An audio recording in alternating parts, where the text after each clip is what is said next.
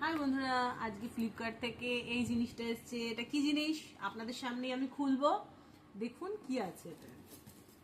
আমি অর্ডার দিয়েছি, আমি জানি, তো আপনারাও দেখুন।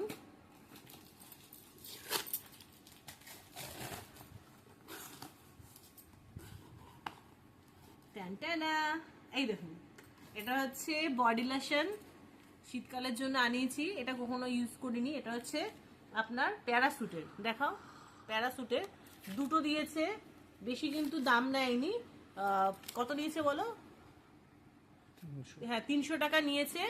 এক একটা হচ্ছে 400 ml করে, মানে 400 400 800 ml। দেখতে পাচ্ছেন? আর প্লাস্টিকটা খুলে দিই, তাহলে বুঝতে পারবেন।